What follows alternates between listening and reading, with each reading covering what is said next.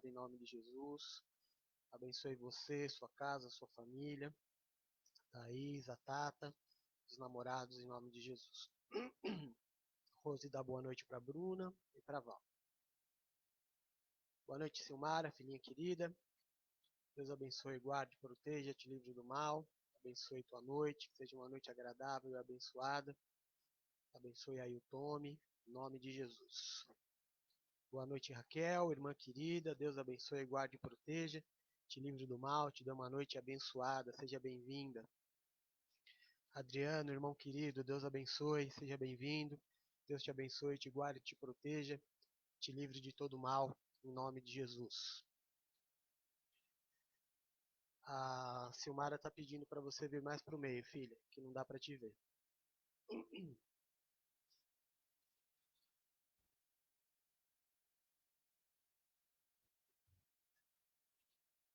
Aê! É verdade, disse a Rose. É verdade. Amém. Então vamos lá. Nós vamos começar o nosso estudo sobre Apocalipse, começando às 8 horas e 2 minutos. Graça e paz a todos. Vou colocar aqui os tópicos. A intenção, pelo menos a intenção, não é? Que nós consigamos falar hoje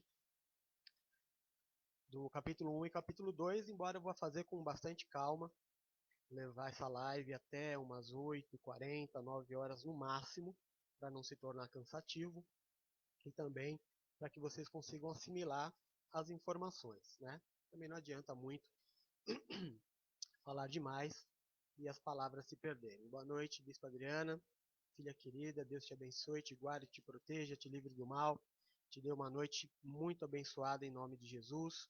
Boa noite, Elvira, minha irmã querida, Deus abençoe, te guarde, te proteja, te livre de todo mal, te dê uma noite abençoada em nome de Jesus. Amém? Então vamos lá, vamos falar sobre o livro do Apocalipse. Apocalipse é o livro das revelações. É o livro, sem dúvida nenhuma, mais complicado de se entender. É um livro cheio de simbologias, cheio de códigos, cheio de números, e para cada uma dessas coisas é necessário que haja uma interpretação. E quando a gente precisa interpretar, obviamente, nós vamos ter muitas variações de entendimento. Amém? Então, daquilo que eu vou passar para vocês, é aquilo que durante esses 30 anos de evangelho, eu entendo como a verdade do livro de Apocalipse, é o meu entendimento, e obviamente de todas as pessoas às quais eu estudei, para poder chegar até essa conclusão. Boa noite, Jerusa, irmã querida. Deus abençoe, te guarde, te proteja, te livre de todo mal, te dê uma noite abençoada em nome de Jesus. Viu, Luciana, filha querida, seja bem-vinda também, bom te ter aqui. Deus abençoe, te guarde, te proteja e te livre de todo mal. Bom, falando sobre interpretação, olha só como as coisas são, né? Eu estava conversando hoje pela manhã com a Valéria sobre a questão da interpretação. A interpretação depende muito do momento e das minhas crenças. Eu estava conversando com ela sobre o posicionamento de João Batista. Embora tenha o mesmo nome do apóstolo, ele não é o apóstolo, né? É o profeta João, que veio ser o precursor de Jesus Cristo. Então, ele anunciava Jesus como um ao qual era muito superior a ele, que ele batizava com água, mas viria um que batizaria com fogo e com o Espírito Santo, que ele não era digno de desatar as sandálias. Quando Jesus aparece, ele diz para Jesus Cristo que ele não poderia batizá-lo, que o certo seria Jesus batizar a João. Jesus diz a ele que ele tem razão, que deveria ser assim, mas que fosse feito como o Pai desejava. Então, que João Batista batizasse a Jesus. E ele se alegra por ver a presença de Jesus. O tempo passa, João Batista é preso, e com o passar do tempo, o ministério de Jesus crescia, mas aparentemente não crescia de acordo com a expectativa que João Batista tinha sobre aquilo que seria o Messias.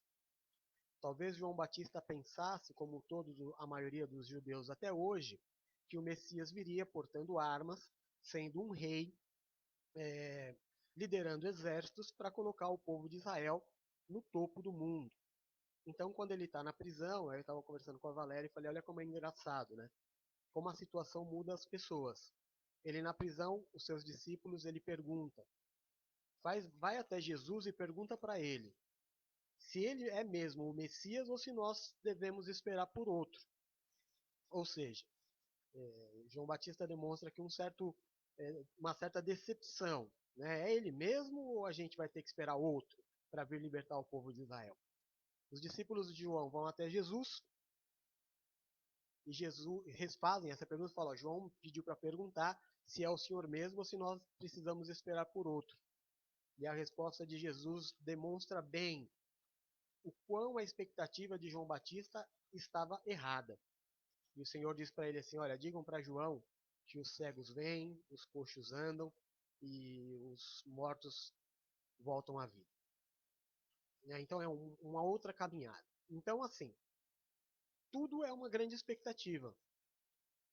O livro do Apocalipse ele é uma expectativa. A gente pode ver toda a simbologia, como muitas pessoas defendem, e eu também acredito, que a visão que João Batista...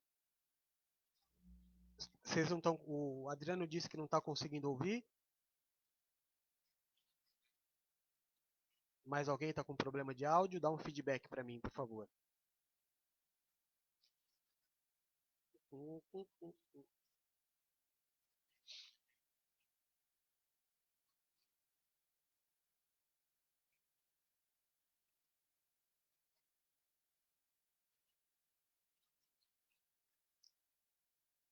Alguém me dá um socorro?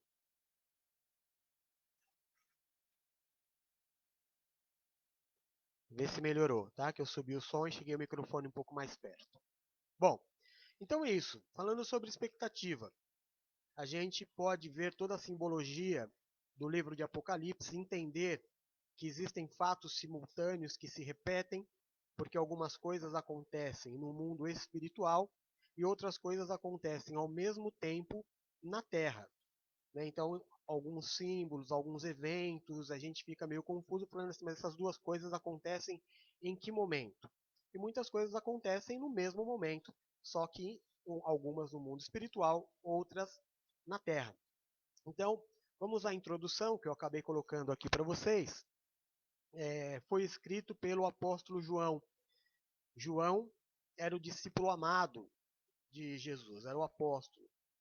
Talvez o único apóstolo que não tenha morrido martirizado com o batismo de sangue, que era a morte. Não tenha sido assassinado.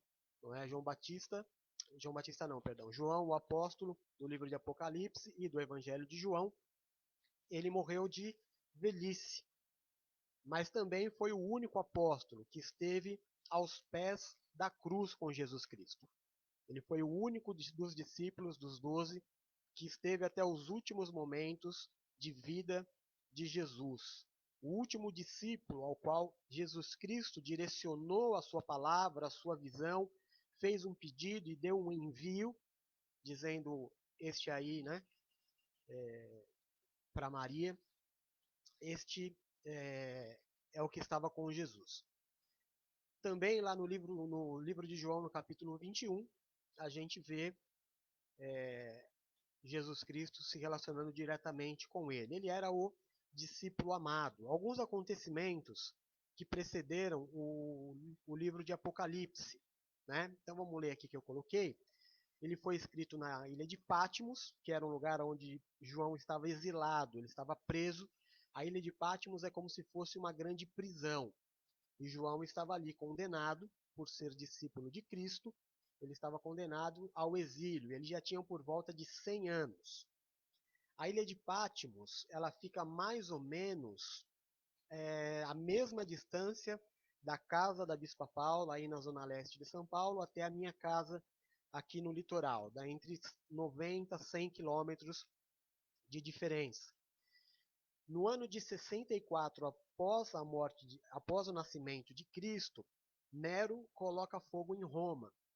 Coloca a culpa nos cristãos, porque ele queria uma nova cidade, e os cristãos passam por um dos piores momentos da história, onde eles eram queimados, assassinados, colocados em praças públicas como tochas, como luminária de praças, um momento terrível.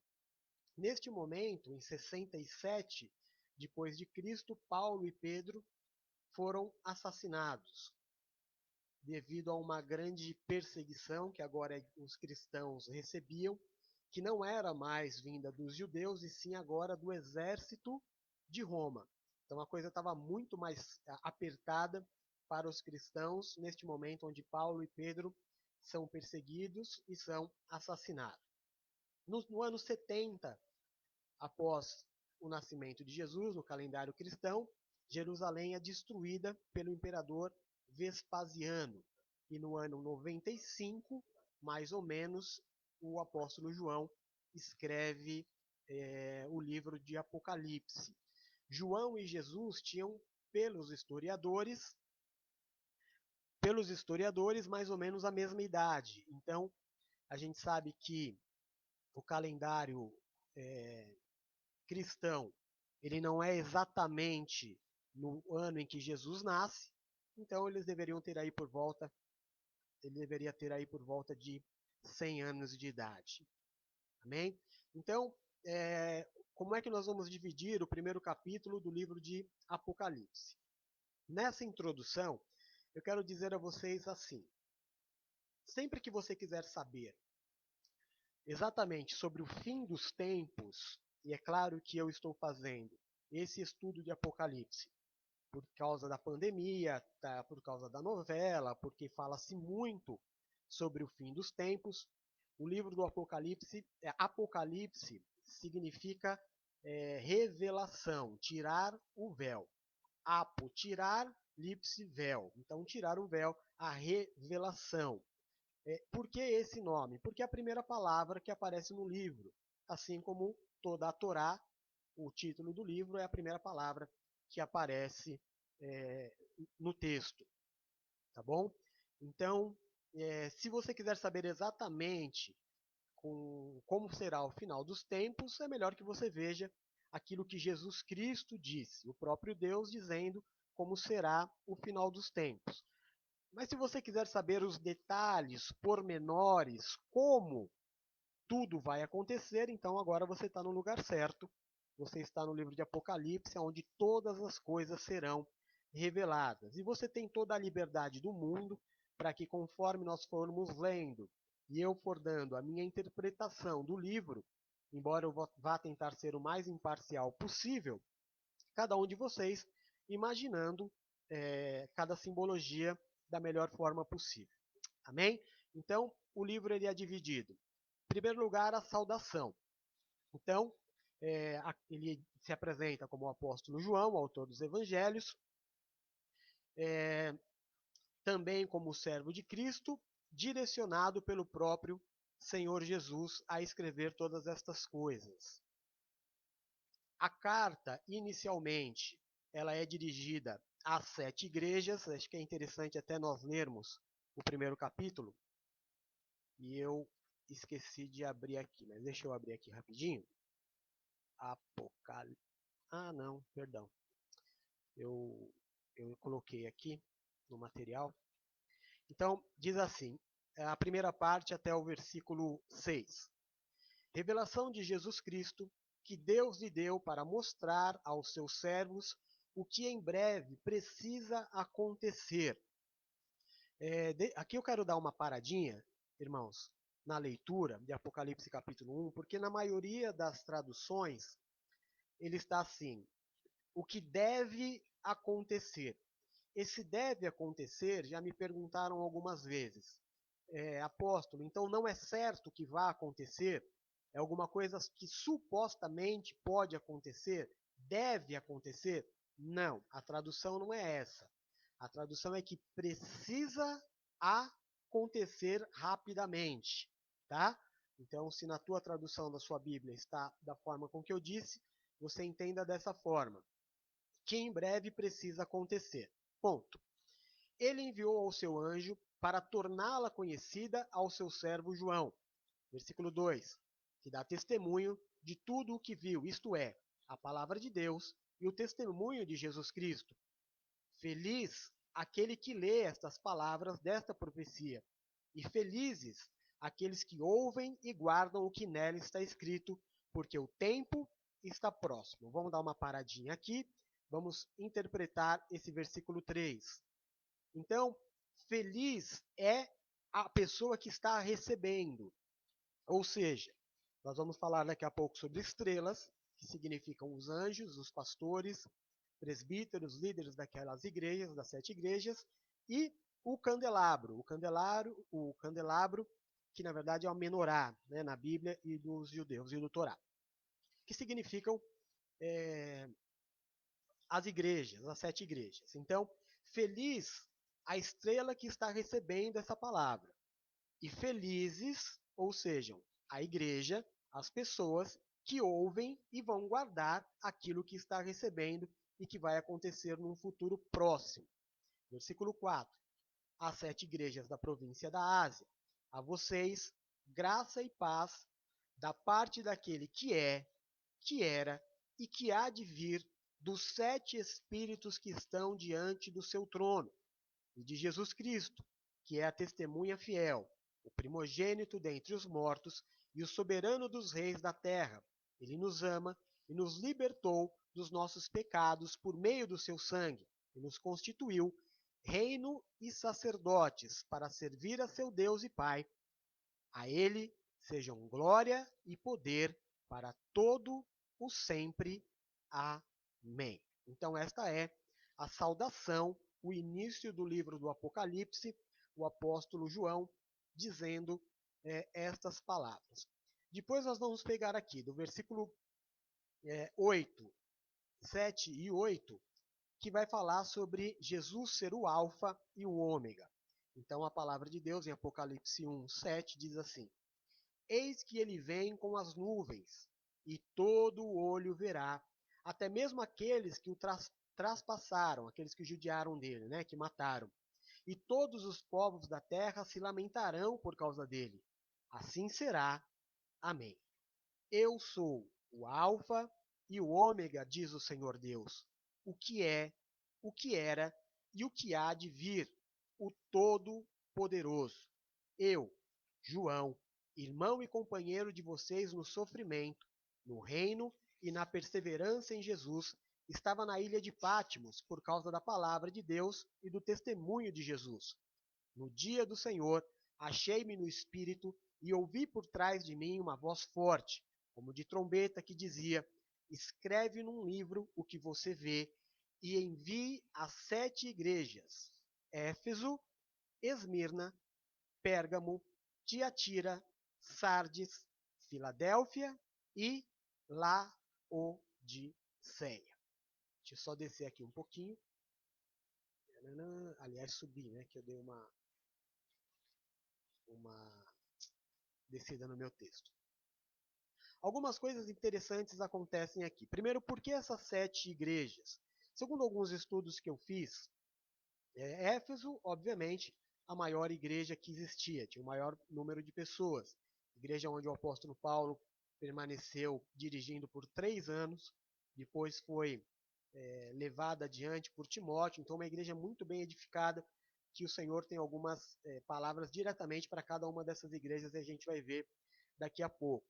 Mas por que estas 7 igrejas? Segundo alguns estudos que eu fiz, essas igrejas ficavam próximas ao que hoje nós temos como correio. Então era mais fácil, era dali que a mensagem do livro de Apocalipse partiria para as outras partes do mundo, para as outras igrejas, e chegaria aos cristãos, chegariam até nós no tempo de hoje. Tá? Então esse é o motivo pelo qual estas 7 igrejas foram selecionadas. E por que 7? Porque existem algumas coisas que simbolizam que são de Deus. Existem alguns números que a Bíblia repete, e o livro do Apocalipse vai deixar isso muito claro.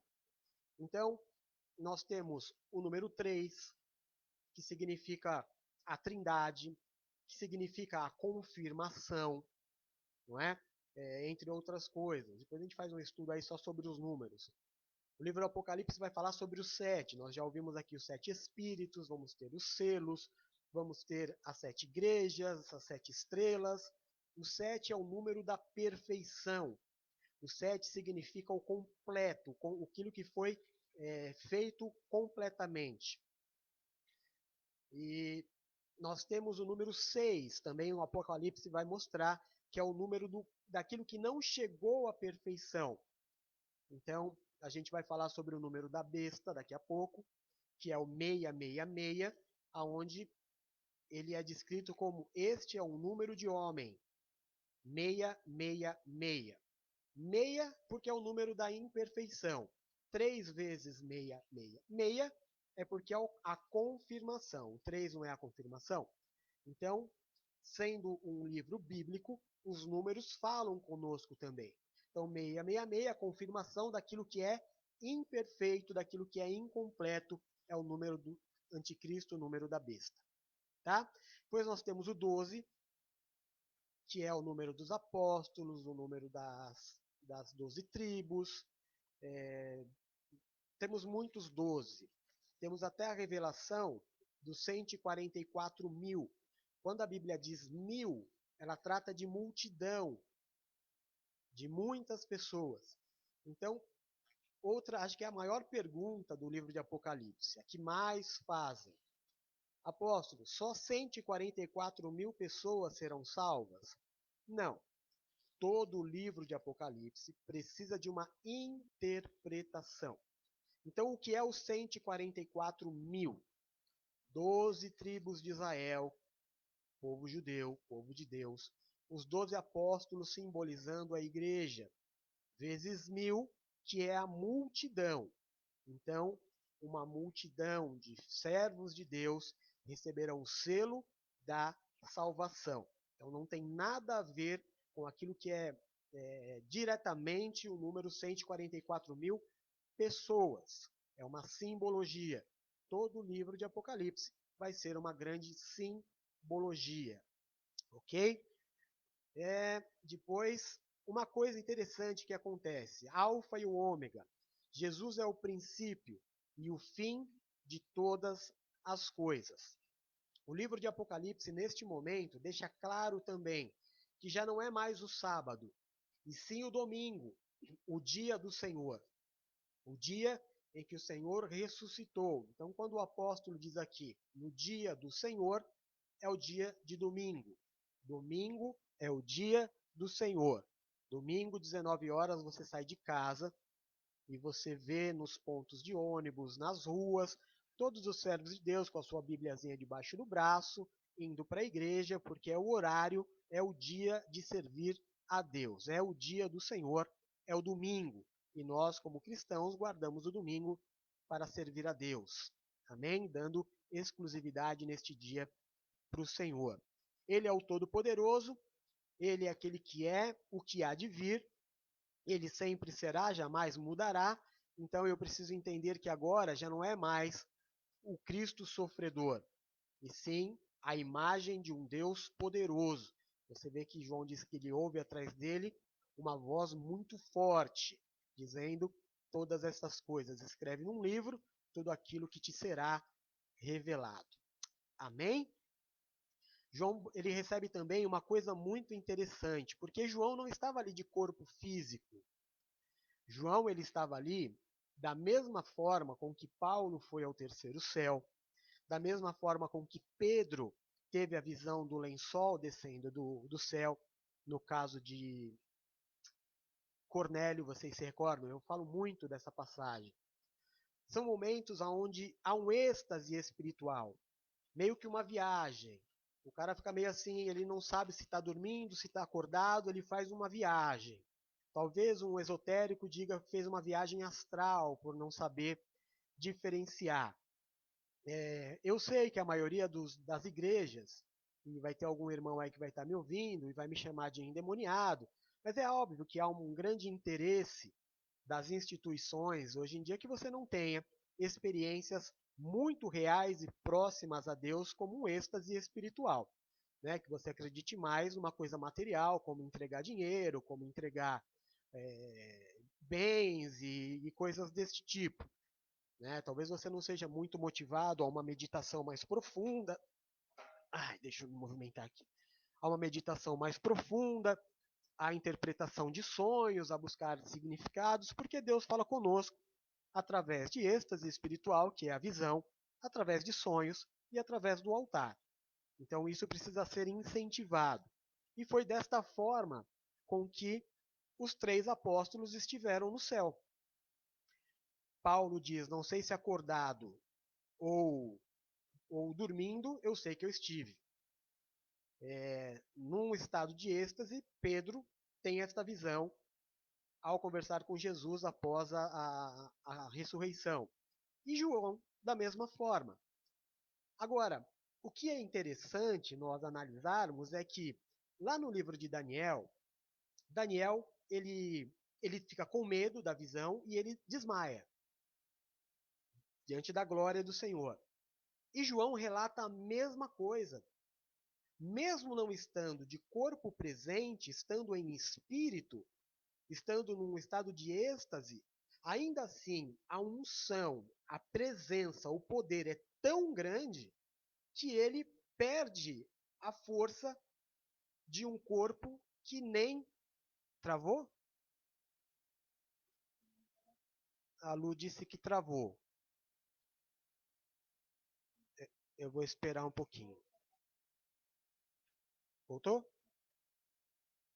Mas perdeu muito do que eu falei, Lu? Bom, depois vai estar também no vídeo.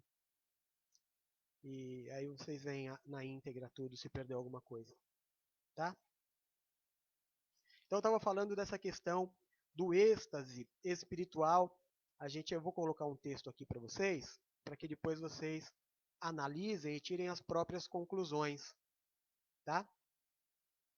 Então postei aqui no nosso chat um texto onde tem algumas referências bíblicas que você pode fazer aí uma busca.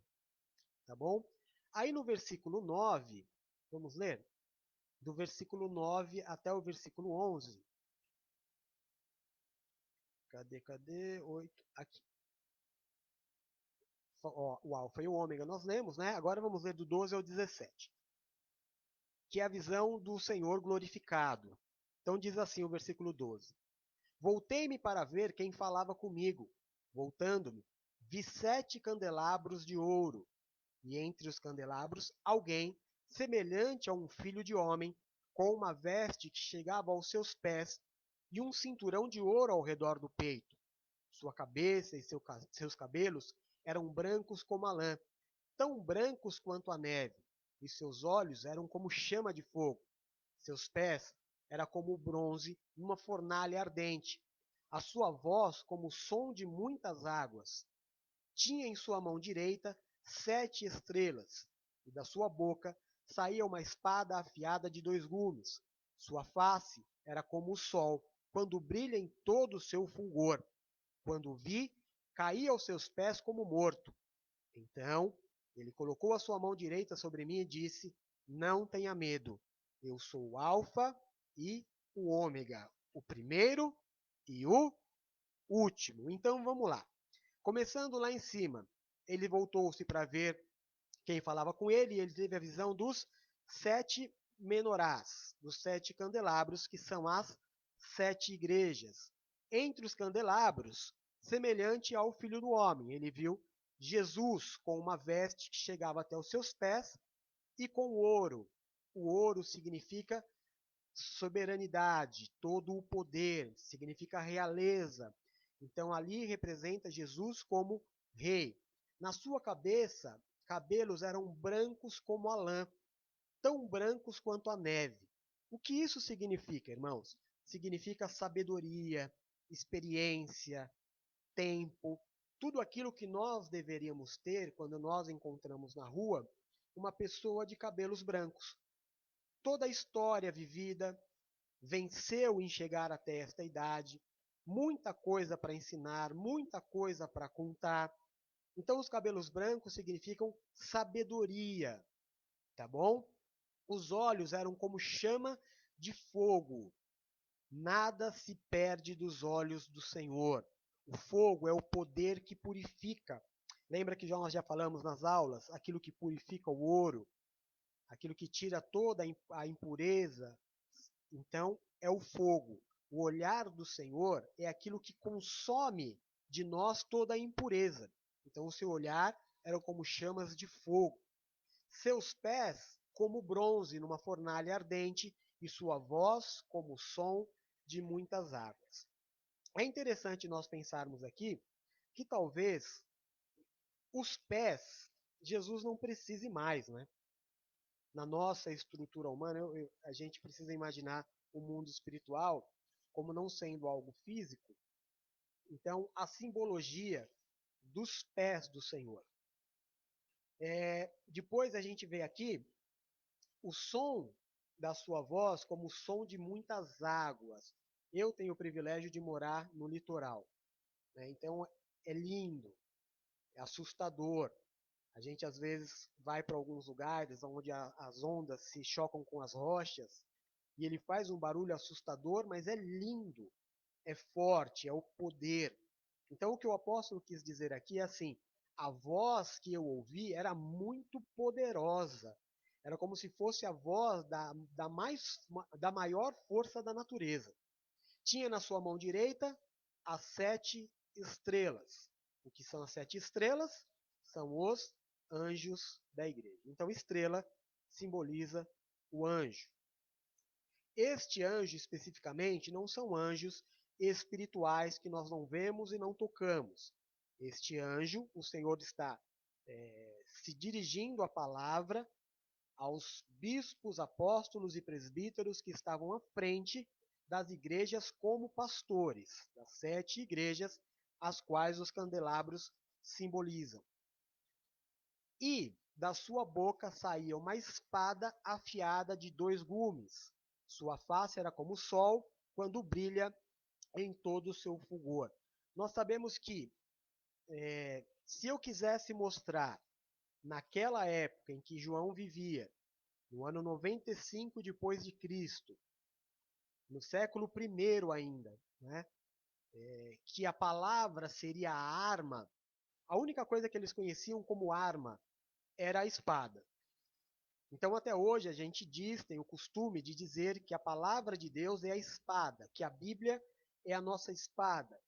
Então, essa simbologia de sair da boca de Jesus uma língua que era como uma espada afiada de 2 gumes que corta dos 2 lados, significa que a palavra de Deus é a nossa arma. A palavra do Senhor não voltará vazia. E ele brilhava com toda a sua glória, parecendo o sol, ou seja, muito difícil de olhar.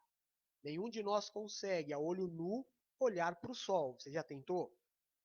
Mais uma vez eu tenho o privilégio, né, de morar aqui na natureza e poder me deparar com a visão do sol nascer, se pôr e se colocar ao meio-dia, lá em cima. E seja em qualquer uma das etapas, é muito difícil olhar para o sol ao olho nu. Aliás, é impossível. E ele diz aqui que era como se olhasse para o sol em seu todo fulgor, ou seja, no sol do meio-dia, o mais forte, impossível de se ver a face da glória do Senhor. Tanto que quando ele tem essa visão, ele mesmo não estando num corpo físico, ele perde os sentidos e ele desmaia, assim como relata o livro de Daniel. Daniel teve a mesma atitude, o mesmo sentimento. O Senhor então coloca a mão direita sobre ele e diz: não tenha medo, eu sou o primeiro e sou o último. Depois, no versículo 18 a 20, ele vai dizer que ele é aquele que vive. Então, diz assim o versículo 18: sou aquele que vive. Estive morto, mas agora estou vivo para sempre. E tenho as chaves da morte e do Hades. Hades é o irmão, é mais ou menos uma coisa assim da guerra, né, do sangue. Se eu não me engano, Hades é o irmão de Odin, não é isso? Da mitologia, alguma coisa assim. Eu vou ver melhor e vou falar para vocês, tá? Mas ele tem a chave da morte e da guerra, do Hades. Escreva, pois, as coisas que você viu. Agora vem uma chave importante. tanto as presentes como aquelas que ainda irão acontecer.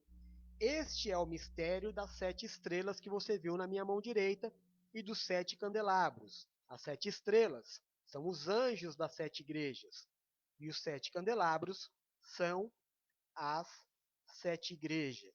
Então, assim, a parte final do livro de Apocalipse. O Senhor traz na sua mão a chave da vida, da morte, a porta que ele abre ninguém fecha, e a porta que ele fecha ninguém abre.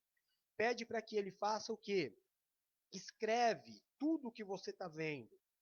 Então aqui eu gostaria que vocês fizessem um exercício de empatia. Se colocassem no lugar de João e tentasse descrever. A gente lê hoje o livro de Apocalipse, por exemplo. Eu vou dar um exemplo, tá? Lá na frente a gente vai falar disso bem explicadinho.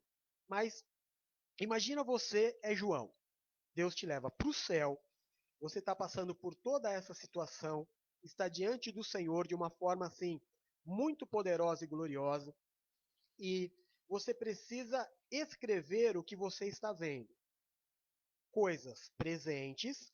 Então, o Senhor diz para ele: eu quero que você escreva aquilo que você vai ver do tempo atual e daquelas que ainda estão por vir. Então, daquelas que ainda estão por vir, João não conhecia, irmãos. Então, eu posso dizer para você assim: quando diz do dragão, né, que tem várias cabeças, que cuspia fogo, será que era um dragão? Ou será que era uma nave? Será que era um avião? Será que era um tanque de guerra? O que foi que ele viu que ele não conhecia e que ele teve que transcrever daquilo que ele tinha como vocabulário? Então, olha eu, agora a minha posição.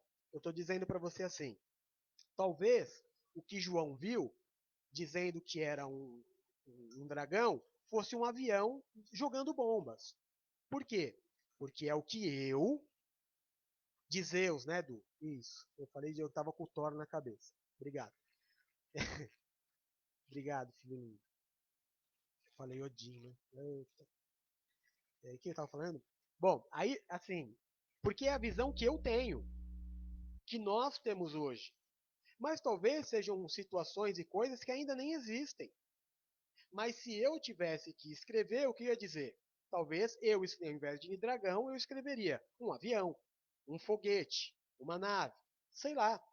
Então é interpretativo, tá bom? Então tudo aquilo que João for dizer das coisas futuras, nós precisamos entender que ele está dizendo segundo o entendimento que ele teve naquele momento. Amém? Então eu acho que no capítulo 1 é isso. O capítulo 2, o versículo 20 é aquele que vive, né?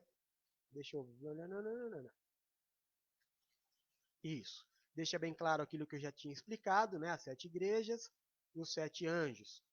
Aí no capítulo 2 de Apocalipse, que é onde nós vamos fazer até hoje parar, depois, semana que vem a gente vai por 3, nós vamos falar sobre a carta enviada a Éfeso, a Esmirna, a Pérgamo e a Tiatira. As igrejas, elas seguem mais ou menos uma linha que o Senhor ele dá um elogio e faz uma correção. Mas não a todas. A Esmirna, por exemplo, ele só faz um elogio. A Esmirna e a Filadélfia, ele não faz nenhuma correção. Já a Laodiceia, ele só faz uma repreensão. Então, vamos ler e vamos conversar sobre eles. Será que eu coloquei aqui? Acho que não. Sim, vamos lá. Capítulo 2, versículo 1 é a carta a Éfeso. Ao anjo da igreja em Éfeso escreve: estas coisas são as palavras daquele que tem as 7 estrelas em sua mão direita e anda entre os 7 candelabros de ouro. Conheço as suas obras, o seu trabalho árduo e a sua perseverança. Sei que você não pode tolerar homens maus, que pôs à prova os que dizem ser apóstolos, mas não são, e descobriu que eles eram impostores. Você tem perseverado e suportado sofrimentos por causa do meu nome, e não tem desfalecido. Então aqui o Senhor está apresentando para a igreja de Éfeso, que era a igreja mais estruturada da época, aquilo que eles tinham de boas obras. Aí ele vem e diz assim: mas contra vocês, o que eu tenho? Vocês abandonaram o primeiro amor. Lembre-se de onde vocês caíram. Arrependam-se e pratique as obras que praticava no princípio. Se não se arrepender, virei a você e tirarei o seu candelabro do lugar dele. Mas há uma coisa a seu favor. Você odeia as práticas dos nicolaítas, como eu também as odeio. Presta muita atenção. Jesus está dizendo de algo que ele odeia. Então nós precisamos ficar atentos ao que isso significa. Aquele que tem ouvidos, ouça o que o Espírito diz às igrejas. Ao vencedor, darei o direito de comer da árvore da vida que está no paraíso de Deus. Então era uma igreja que tinha uma batalha interessante. É claro que as 7 igrejas vão apresentar as lutas das igrejas nos dias de hoje. Então ele fala aqui da luta para provar que existem falsos apóstolos, falsos mestres, e que eles eram muito empenhados e conseguiam vitórias em relação a isso, que expulsavam e descobriam quem eram os impostores da fé, que eles tinham perseverado, suportado sofrimentos no nome do Senhor, e que mesmo sofrendo eles não tinham voltado, desistido, fugido. Mas, prestem atenção, a igreja é uma igreja antiga. Aqui, quando ele diz voltar ao primeiro amor, vocês abandonaram o seu primeiro amor, o Senhor já está dizendo à segunda geração da igreja, que não se posicionava como a primeira. E então, no versículo 5, o Senhor diz assim para eles: presta atenção e olha aonde vocês caíram. O que foi que fez vocês diminuírem a passada? O que você ouviu, o que você viveu, o que te decepcionou, para que vocês hoje estejam numa pegada bem inferior à que vocês tinham, ou que a primeira igreja teve, e que vocês não estão conseguindo ter mais. Aí o Senhor diz: arrepende, pratica as obras que vocês praticavam lá no começo. Se não se arrepender, eu virei e tirarei o candelabro do lugar dele. O que é o candelabro? Não é a igreja? Se vocês não se arrependerem, eu vou tirar a igreja do lugar. Mas há uma coisa ao seu favor, e isso eu quero que vocês prestem muita, mas muita atenção. A favor de vocês, eu tenho que vocês odeiam a prática dos nicolaítas. O que é o nicolaíta? Não é uma seita, e também não tem nada a ver com o diácono Nicolau. Nicolaítas era uma atribuição dada a homens que estavam na igreja e que faziam a cabeça de um povo que era ou neófito ou tinha a mente mais fraca. Sabe as 6 coisas que Deus odeia? Tem a 7ª que ele abomina, não tem? Qual é a 7ª? Aqueles que fazem separação dentro da igreja. Nicolaíta eram as pessoas que causavam divisão na obra. Pessoas que ficavam entrando na mente das pessoas que eram mais frágeis e colocando minhoca na cabeça delas. Então, assim como está descrito, que nós já lemos lá atrás, das 6 coisas que Deus odeia e a 7ª que ele abomina, aqui no livro do Apocalipse, o Senhor volta a dizer: olha, apesar de todas essas brechas que vocês estão dando, eu ainda tenho a favor de vocês que vocês têm odiado a prática daquilo que eu também odeio. Então nós precisamos abrir os nossos olhos contra os falatórios, sobre aqueles que vêm falar sobre a doutrina, sobre a visão, sabe? Não cabe a nós julgar, cabe a nós executarmos. E aí ele diz assim: se você tem ouvidos para ouvir, ouça. Ele está dizendo isso para João? Não. Ele está dizendo para João escrever para que o pastor leia nas 7 igrejas. Então, de todo o povo que está lá, aqueles que estavam caídos do primeiro amor, vai ouvir isso e o Senhor está falando. Se você ainda tem ouvido para ouvir, se você ouviu alguma coisa, se você não está tão machucado a ponto de nem querer ouvir mais, ouça.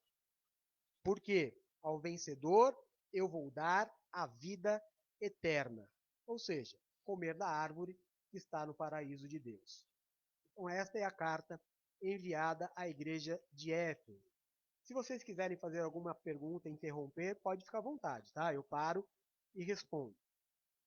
A segunda carta é a carta à igreja de Esmirna, no versículo 8. E a palavra diz assim: Ao anjo da igreja em Esmirna escreva: Estas são as palavras daquele que é o primeiro e o último, que morreu e tornou a viver. Conheço as suas aflições e a sua pobreza, mas você é rico. Conheço a blasfêmia dos que se dizem judeus, mas não são, sendo antes sinagoga de Satanás. Não tenha medo do que você está prestes a sofrer. O diabo lançará alguns de vocês na prisão para prová-los, e vocês sofrerão perseguição durante 10 dias. Seja fiel até a morte, e eu lhe darei a coroa da vida. Aquele que tem ouvidos, ouça o que o Espírito diz às igrejas. O vencedor, de modo algum, sofrerá o dano da segunda morte. Então aqui o Senhor não faz nenhuma repreensão. Fala sobre a riqueza da igreja. Era uma das menores igrejas. Uma igreja que tinha menos povo. Mas que eles passariam por uma grande luta, uma grande perseguição. E o diabo, que é o perseguidor, o inimigo, iria lançar alguns deles, assim como os apóstolos haviam sido, lançados em prisões. E eles seriam perseguidos durante 10 dias.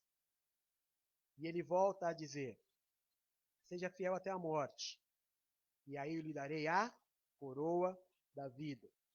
Termina a carta dizendo, como ele disse para a igreja de Éfeso: se você ainda consegue ouvir, se você está disposto a passar por este sofrimento no nome de Jesus, escute o que o Espírito diz à igreja.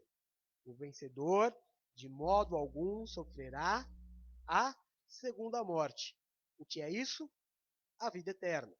A mesma promessa feita lá em cima, lá em cima eu digo, né, no capítulo superior, na parte de cima do capítulo, a Éfeso, ele faz também aqui a igreja de Esmirna. Capítulo 2, versículos de 12 a 17, é a carta a Pérgamo. Ao anjo da igreja em Pérgamo escreve: Estas são as palavras daquele que tem a espada afiada de 2 gumes. Sei onde você vive, onde está o trono de Satanás. Contudo, você permanece fiel ao meu nome, e não renunciou à sua fé em mim, e nem mesmo quando Antipas, minha fiel testemunha, foi morto nessa cidade, onde Satanás habita. No entanto, tenho contra você algumas coisas. Você tem aí pessoas que se apegam aos ensinos de Balaão, que ensinou Balaque a armar ciladas contra os israelitas, induzindo-os a comer alimentos sacrificados a ídolos e a praticar imoralidade sexual. De igual modo, você tem também os que se apegam aos ensinos dos nicolaítas, mais uma vez. Portanto, arrependa-se, senão virei em breve até você e lutarei contra eles com a espada da minha boca. Aquele que tem ouvidos, ouça o que o Espírito diz às igrejas. Ao vencedor, darei do maná escondido. Também lhe darei uma pedra branca com um novo nome nela inscrito, conhecido apenas por aquele que o recebe. Então, aqui nós tínhamos uma cidade aonde o Senhor diz, uma cidade aonde Satanás habita, uma cidade pervertida, uma cidade muito próxima a Sodoma e Gomorra, vamos dizer assim, com perversidades sexuais, com todo tipo de imoralidade que vocês podem imaginar, os cristãos sendo perseguidos, Antipas, que era uma pessoa muito respeitada, muito amada, foi assassinado nesta cidade terrível. E aí, o que o Senhor diz? Dentro de nós, no nosso meio, existem pessoas que se apegam ao ensino de Balaão. O que é isso? Pregam contra a própria igreja. que lançam palavra contra o próprio ministério, que ensinou Balaque a armar ciladas contra os próprios israelitas. Então, o Senhor diz a uma prática da igreja de não falar mal da sua igreja, do seu ministério, porque isso é uma prática que fere o coração de Deus. É uma prática, um ensino de Nicolaíta, que o Senhor disse lá em cima em Éfeso, que ele odeia. Então existem muitas coisas que nós precisamos resolver, é verdade. Mas a maioria delas, nós precisamos orar, porque nem tudo a gente consegue resolver com conversa. Às vezes as conversas, elas levam a ânimos exaltados. Se eu não souber falar direitinho, eu posso causar uma confusão ainda maior. Então, parte do princípio lá do comecinho do que eu estava dizendo para vocês, a questão da visão, do momento. Então, para João Batista, a vinda de Jesus, ele é maior. Eu não sou digno de desarmar as sandálias. Depois de um tempo ele preso, ele já, opa, peraí, vai lá e pergunta, é ele mesmo ou temos que esperar por outro? É momento. Então eu não posso passar por uma vergonha espiritual me deixando levar por ensinos de nicolaítas, de pessoas que querem entrar na minha cabeça, como nós vimos o vídeo lá do, espero, né, que todos vocês tenham visto, do Danilo Gentili, com o pastor Caio Fábio. Ele dizia assim, quando ele se converteu, ele ia para a porta, ele ia para a igreja, e a família dele católica, preocupada, falava para ele assim, o que está acontecendo com você? Estão fazendo tua cabeça, estão fazendo lavagem cerebral. Aí o que os pais deles faziam? Ele contando, ia para a porta da igreja batista, que ele se converteu, para ver o que ele ouvia lá dentro. E o que aconteceu? Os pais acabaram se convertendo, né? Então, nós precisamos abrir os nossos olhos. Nós precisamos. Algumas pessoas não entendem as coisas de Deus, elas não entendem Deus e querem criticar as pessoas que buscam entender a Deus, que buscam entender o caminho de Deus. Então, nós precisamos guardar o nosso coração, os nossos ouvidos e ter uma fé viva, né? Uma fé que, como a palavra diz, mesmo que ela for do tamanho de um grão de mostarda, que ela possa mover montanhas. Amém? Então feche os teus ouvidos, porque se neste tempo o diabo habitava nesta cidade, você imagina hoje que ele é o Senhor do mundo. Então nós temos que guardar o nosso coração em relação a tudo, ao que você ouve na TV, ao que você ouve até de familiares que não conhecem, às vezes até querem o teu bem, mas por não entenderem a palavra te dão conselhos errados. O que você precisa é manter os seus pés firmados na rocha. Amém? E aí a promessa, aqueles que têm ouvidos para ouvir o que o Espírito diz, o vencedor, perdão, ai, o vencedor darei do maná escondido, também lhe darei uma pedra branca com um novo nome, conhecido apenas por aquele que o recebe. Olha que legal isso daqui, né? Antes de falar de Tiatira. Você imagina que Satanás, ele foi para o céu e ele falou para Deus de Jó. Ele falou assim, e Jó? O Senhor falou, o que tem, Jó? Hoje, Satanás sobe até, nessa promessa aqui para a igreja de Pérgamo, Satanás sobe até ao Senhor e fala assim, e o teu servo lá, o apóstolo Jefferson? O Senhor fala, quem? O apóstolo Jefferson lá, aquele que mora lá na praia? Assim, apóstolo Jefferson, deixa eu ver aqui. Aí procura no livro da vida, esse nome não tem. Porque não tem mais acusação, porque eles têm um nome que só o Senhor e Ele conhece. Então não cabe nenhum tipo de acusação. É como se você não tivesse CPF. Como é que a justiça te pega se você não tem CPF? Você entende? Essa bênção é assim é um passaporte de entrada livre à vida eterna. Você vai ter um nome limpo, porque ninguém conhece. Ninguém conseguiu sujar o teu nome. Ninguém conseguiu acusar, levantar nenhum tipo de protesto, porque este nome, este CPF, ninguém conhece. É uma promessa muito, muito poderosa e maravilhosa. Apocalipse 2, 18 a 29 é a carta a Tiatira. Ao anjo da igreja em Tiatira escreva, estas coisas são as palavras do Filho de Deus, cujos olhos são como chama de fogo e os pés como bronze reluzente. Então ele está dizendo aqui aquilo que ele tinha visto de Jesus. Conheço as suas obras, o seu amor, a sua fé, o seu serviço e a sua perseverança. E sei que você está fazendo mais agora do que no princípio. É o contrário da igreja de Éfeso, né? No entanto, contra você tenho isso. Você tolera a Jezabel, aquela mulher que se diz profetiza. Com os seus ensinos, elas induzem os meus servos à imoralidade sexual e a comerem alimentos sacrificados aos ídolos. Vou parar aqui um pouquinho porque é uma carta um pouco mais extensa e eu não quero me perder. Então, vamos lá. O que ele tem a favor? Amor, fé, trabalho e perseverança. E que eles estão agora muito maiores do que eles eram no começo, muito mais firmes na fé do que no início. Porém, eles toleram o espírito de Jezabel, que é a mulher que se impõe.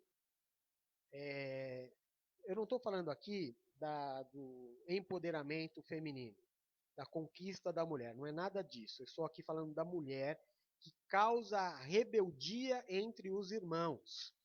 É a mulher que toma a frente da autoridade. Então, aquela mulher, olha como ele se refere, que se diz profetiza. Com os seus ensinos, ela induz os meus servos à imoralidade sexual e a comerem alimentos sacrificados aos ídolos. Então, existem algumas coisas que nós não devemos tolerar. Nós não devemos. Uma das coisas que foram descritas pelo Senhor dos últimos tempos é que as pessoas seriam irreverentes, que elas se apegariam a ensinos de demônios. É exatamente o que aconteceu aqui nessa igreja. É este espírito de Jezabel, aquela mulher, pode ser um símbolo também, se diz profetiza, com os ensinos que estavam levando as pessoas à perdição. Versículo 21.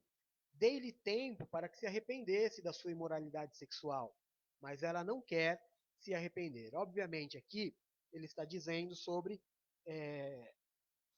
práticas que não são de acordo com o critério espiritual do Senhor. Homem, mulher, Adão e Eva. Amém?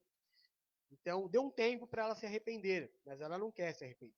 Por isso, vou fazê-la adoecer e trarei grande sofrimento aos que cometerem adultério com ela, a não ser que se arrependam das obras que ela pratica. Matarei os filhos dessa mulher. Então, todas as igrejas saberão que eu sou aquele que sonda mentes e corações, e retribuirei a cada um de vocês de acordo com as suas obras. Vocês estão entendendo aqui o que o Senhor está dizendo? Não é necessário que ninguém diga nada de ninguém para mim. Eu sou aquele que esquadrinho corações e mentes. Eu retribuirei a cada um de vós de acordo com as suas obras. O Senhor sabe qual é a motivação do nosso coração em cada atitude que nós temos em relação à sua obra. Amém?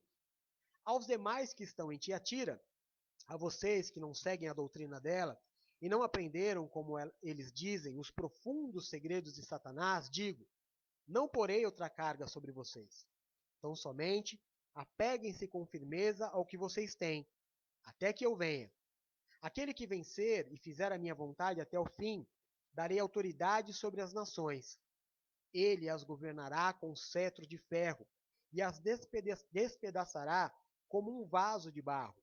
Eu lhe darei a mesma autoridade que recebi de meu Pai. Também lhe darei a estrela da manhã. Aquele que tem ouvidos, ouça o que o Espírito diz às igrejas. Ele as governará como um cetro de ferro e as despedaçará como um vaso de barro. Perceberam o poder? Então, o que ele espera? Que nós, eu, você, as igrejas do presente, as igrejas do futuro, a sua Israel, que somos nós, que nós nos arrependamos daquilo que é errado. Quais erros? Todos aqueles que nós vamos ler no livro de Apocalipse. Amém, irmãos? Então aqui nós vamos findar o primeiro e o segundo capítulo desse estudo. Capítulo 1, a aula que vem, no capítulo 3, nós vamos estudar as cartas para as próximas igrejas, que na verdade são Sardes, Filadélfia e a Laodiceia.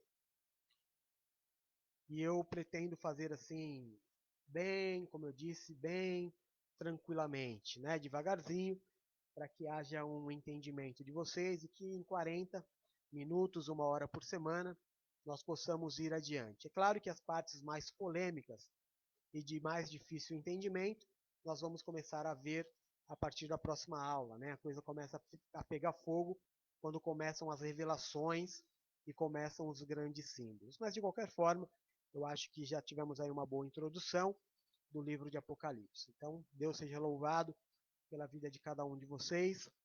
Se alguém quiser fazer alguma pergunta, nós temos 1 hora e 2 minutos de live. São 9 horas e 2. Eu vou esperar até 9 e 4 para ver se alguém tem algum questionamento. E eu respondo, caso contrário, a gente se despede, tá?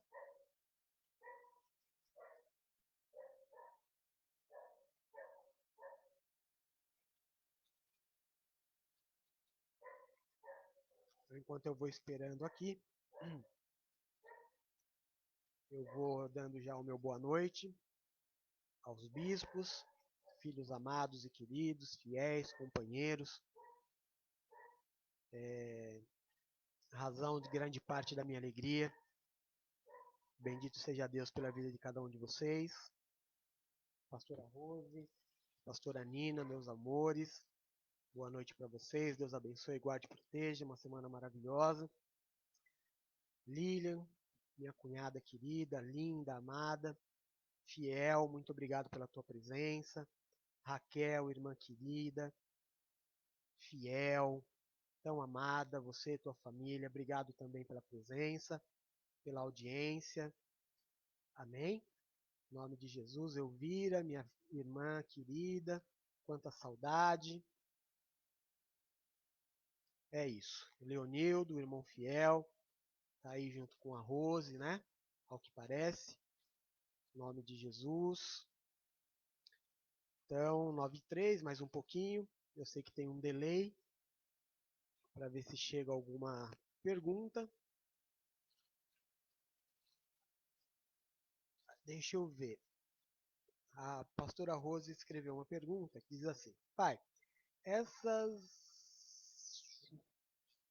não deu para entender. São advertidas, mas elas tiveram mudanças? Entendi, filha. Na verdade, estas cartas são para nós. As 7 igrejas, elas simbolizam a gente, né? De todos os tempos. Então a gente vai juntar todas essas cartas e hoje nós vamos abrir os nossos olhos em relação às nossas próprias vidas. Em relação a elas, a gente faz um estudo mais aprofundado, mais para frente. A gente vai saber que todas as igrejas terminaram com a instituição da Igreja Católica Apostólica Romana. A gente pode fazer um estudo também sobre isso, né? Mas o que eu quero que vocês entendam é que essa visão, ela é para nós. É para as igrejas do presente e do futuro, até que todas essas coisas aconteçam, porque na verdade muitos sinais já aconteceram. A gente sabe, a gente vai ouvir ainda no livro de Apocalipse alguns sinais que quando Jesus, por exemplo, o nome de Jesus for pregado em todas as igrejas, em todos os países, é um momento da volta de Jesus. A reconstrução do Templo de Salomão, ela é também um marco da volta de Jesus. E também aonde vai o anticristo reinar, né? Se colocando ali como uma figura celestial dizendo que é Deus. versículo 27, vamos lá. Ixi, eu fechei, mas eu vou abrir, peraí. Dá só um minutinho.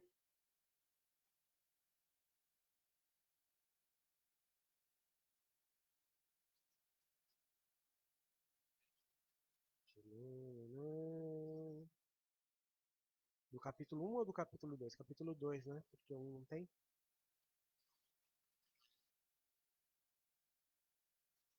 23. Aquele que vencer, minha vontade é oração.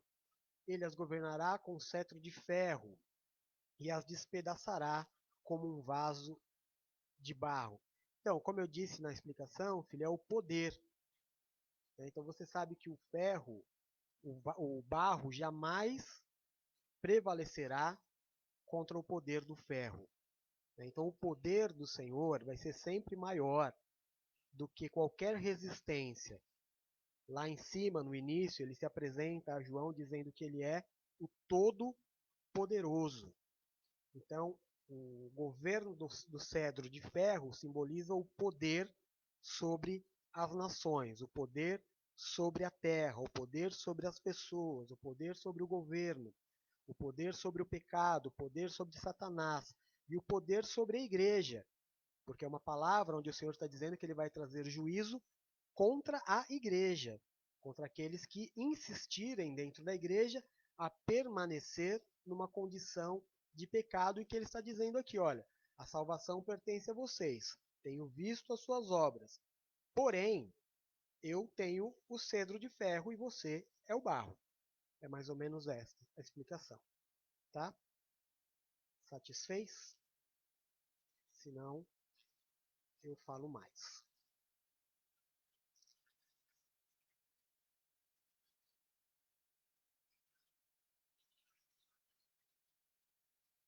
Amém, amém? Esqueci de alguém aqui para dar um tchau, boa noite? Acho que não, né? Falei para todo mundo. Às vezes eu esqueço da Thalita, mas ela deve estar com a Rose, talvez, não sei. Acho que é a única pessoa aqui que eu não falei. Então, se a Tata estiver ouvindo, manda um beijo no coração dela. Amém, amém? Então, glória a Deus. Esse foi nossa primeira parte do estudo do livro do Apocalipse. Semana que vem, quarta-feira, 8 horas, vamos estudar capítulo 3 e capítulo 4. As coisas começam a ficar mais, mais profundas na revelação. E no domingo, às 19 horas, o nosso culto aqui na live, enquanto nós estivermos ainda passando por este tempo de quarentena. Amo vocês em Jesus, Deus abençoe a todos. Até domingo. Tchau!